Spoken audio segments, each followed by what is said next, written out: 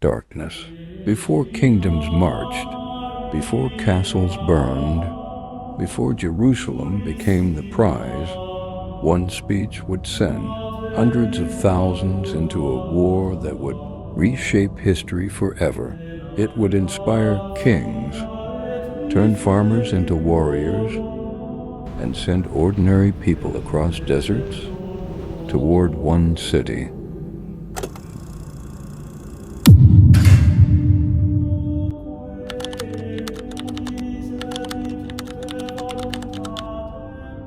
Europe was not the mighty continent many imagine today. It was a land of countless kingdoms, where local lords constantly fought for power. Most people never traveled far from where they were born. Life was hard, disease, hunger, fear. Yet one institution stood above all others, the Church. Beyond Europe, a new power was rising. Soon, the fate of Europe would change forever.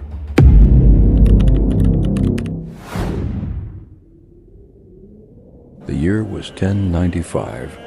Western Europe was divided. The Byzantine Empire was under growing pressure. And in the heart of France, thousands gathered for a church council. None of them knew they were about to witness one of the most influential speeches in history. Standing before them was Pope Urban II.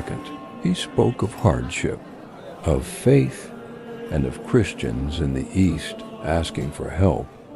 He urged those gathered to take up arms and travel to the Holy Land. The goal was Jerusalem. For many believers, it was the holiest city they would ever know. Not everyone came for the same reason. Some sought spiritual devotion, some sought opportunity. Others hoped for glory, land, or adventure. Those who accepted the journey stitched crosses onto their clothing. From that symbol came the name Crusaders. Across Europe, thousands answered the call. But answering the call was only the beginning. The road to Jerusalem would test every promise, every conviction, and every life that followed it.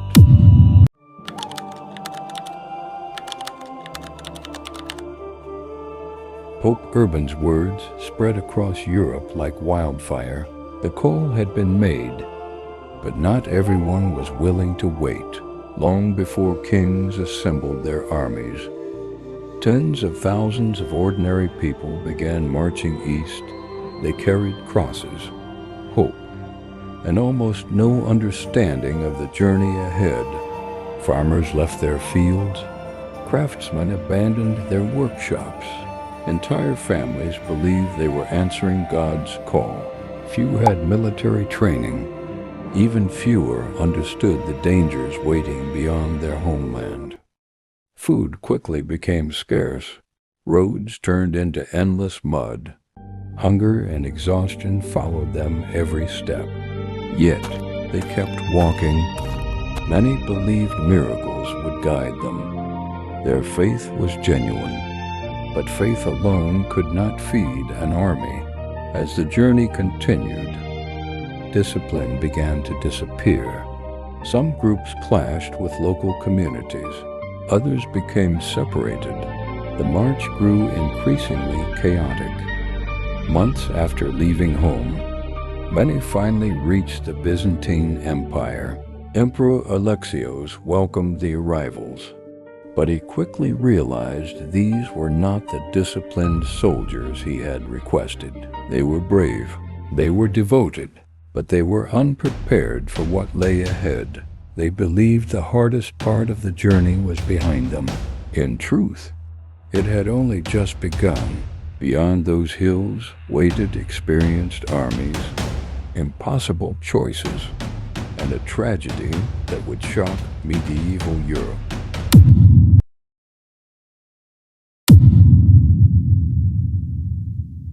The tragic fate of the People's Crusade sent a clear message across Europe. Faith alone would not win this war. Now, trained knights, experienced commanders, and powerful nobles began their march. They came from different kingdoms, spoke different languages, and often distrusted one another, but they shared one destination: Jerusalem. Unlike the first wave, these armies prepared for a long campaign. There was no single king commanding them all. Leaders such as Godfrey of Bouillon, Bohemond of Taranto, and Raymond of Toulouse each brought their own followers. Cooperation would be essential, but never easy. Month after month, the armies crossed forests, rivers, mountains, and unfamiliar lands.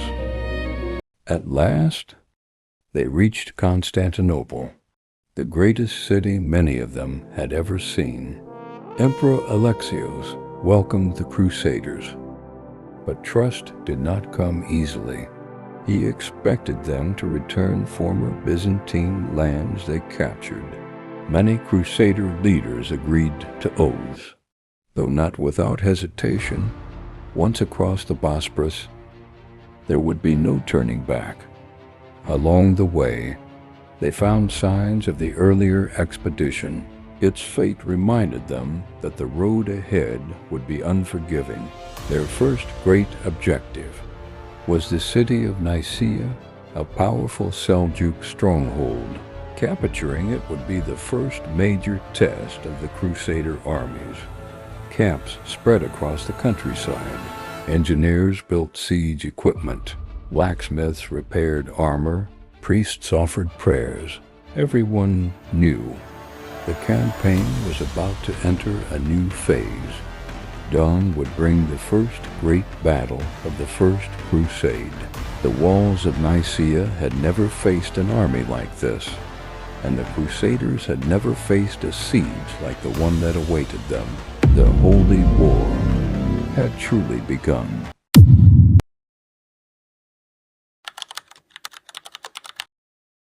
The sun rose over the walls of Nicaea. Behind those stone fortifications stood one of the strongest cities in Anatolia.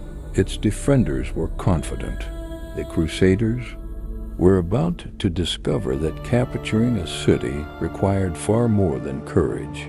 It demanded patience, discipline, and sacrifice. Nicaea was more than a city.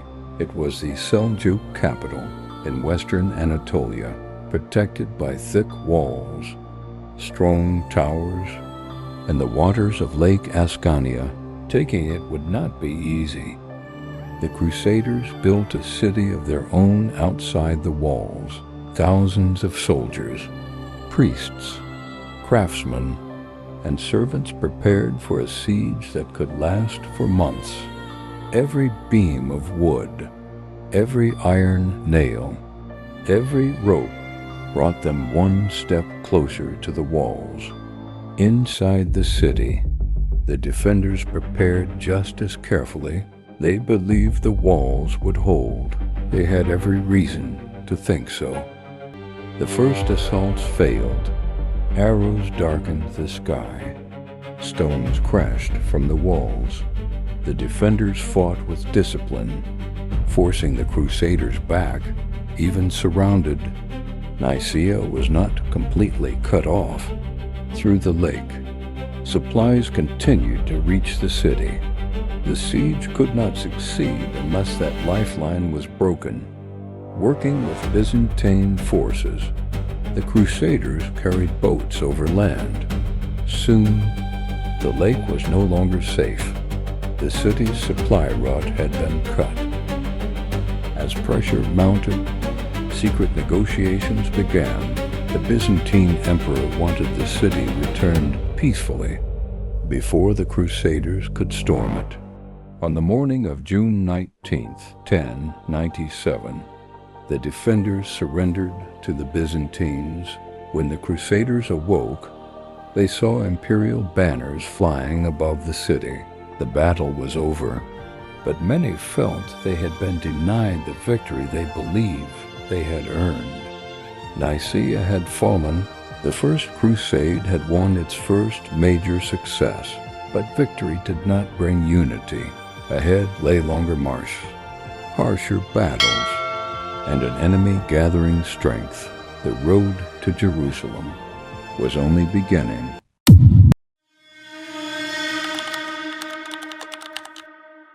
Nicaea had fallen, but Jerusalem was still hundreds of miles away. Between the Crusaders and their holy destination stood one of the greatest fortresses in the medieval world, Antioch. Its walls had defeated armies for centuries. Now they would face another. Antioch was more than a fortress. It guarded the road south. Without it, the Crusaders could not safely continue toward Jerusalem. In October 1097, the siege began, but there was one problem. The Crusaders did not have enough men to surround the entire city. Supplies and reinforcements could still enter through unguarded gates. Then winter arrived. Rain turned roads into mud. Cold winds swept through the camps. Food became scarce. Hunger became another enemy. Some soldiers deserted. Others searched desperately for food. Disease spread through the camps. Morale began to collapse. But inside Antioch, life was becoming difficult as well. The defenders could not wait forever. Every passing week consumed precious supplies. Every wagon mattered. Every sack of grain mattered. Small battles broke out across the countryside, fought not for glory, but for survival. As hope faded, one Crusader leader searched for another way. Bohemond of Taranto opened secret negotiations with a guard connected to the city's defenses. If one tower could be opened, the impossible might become possible. Before dawn, a small group climbed the walls in silence. Success or death rested on complete secrecy. The gates opened. Crusader forces poured into Antioch. After months of suffering, the city had fallen. Victory lasted only a moment. Soon, a powerful relief army led by Kerbosha of Mosul arrived. Now the Crusaders were trapped inside the very city they had fought so hard to capture. The hunters had become the besieged. Antioch had been captured, but victory had become a prison. Outside the walls, a massive army surrounded the city. Inside, hunger returned, disease spread, hope was fading. The First Crusade stood on the edge of collapse. The Crusaders had become the ones under siege. Every gate was watched. Every road was blocked. Escape was nearly impossible. Food disappeared. Horses weakened. Some men wondered if they would ever see home again. Outside the city, Kerbosha believed time was on his side. He did not need to storm the walls. Hunger would do the fighting for him. As fear grew, many turned to prayer. Others questioned whether the expedition had been doomed from the beginning. Then, a priest named Peter Bartholomew claimed he had received a vision. He said the Holy Lance, believed by many Christians to be the spear connected with the crucifixion of Jesus, was buried beneath the city. Whether the claim was true or not, it gave desperate people something they desperately needed: hope. After hours of digging, an iron spearhead was uncovered. Many believed they had witnessed a miracle. Morale changed almost overnight. Encouraged by renewed confidence, the Crusader leaders made a bold decision. They would not wait behind the walls. They would march out and fight. On June 28, 1098, the gates opened, outmarched an exhausted army against a force that many believed was far stronger. Yet as the battle unfolded, Kerboga's coalition began to fracture. Rivalries and poor coordination weakened his position. The Crusaders seized the opportunity. Against the odds, the Crusaders had survived. Antioch was theirs. The road to Jerusalem was opened once again. They had crossed mountains, endured hunger, survived one of the greatest sieges of the Middle Ages, and defeated the army that sought to destroy them. But their greatest challenge still lay ahead. Beyond the deserts of the south stood Jerusalem.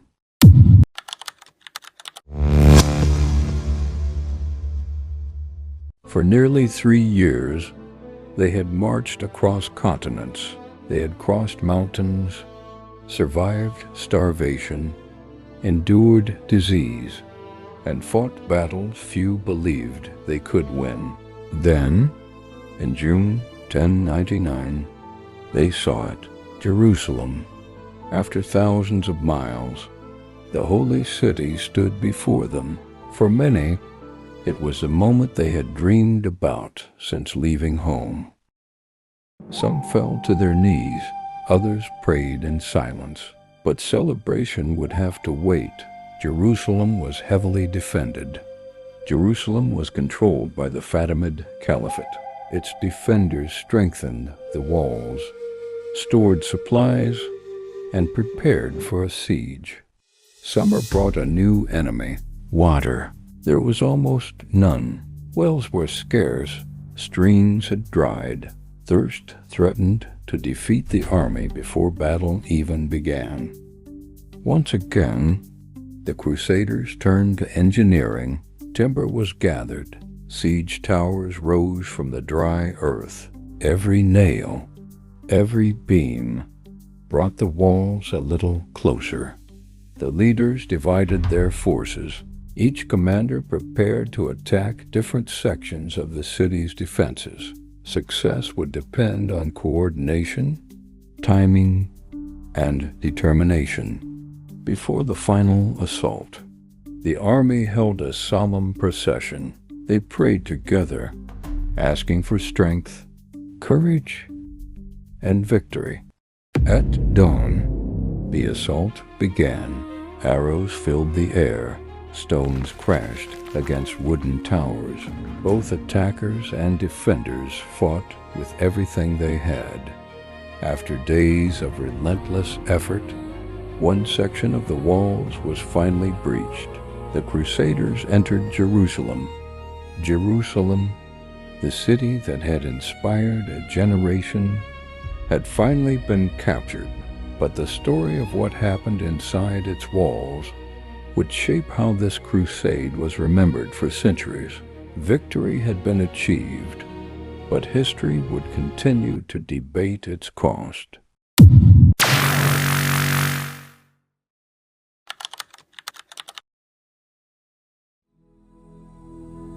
Jerusalem had fallen. The First Crusade had reached its goal, but capturing the city was only the beginning. Now came an even greater challenge. Who would rule? How could this distant conquest be defended? And what would this victory mean? For the centuries to come, the fighting had ended. The city grew quiet, but the memory of the siege would remain with everyone who had lived through it. Many Crusaders believed they had fulfilled a sacred vow. After years of hardship, they gathered in prayer. For them, the journey had reached its destination. The leaders now faced a difficult decision. Jerusalem needed a ruler.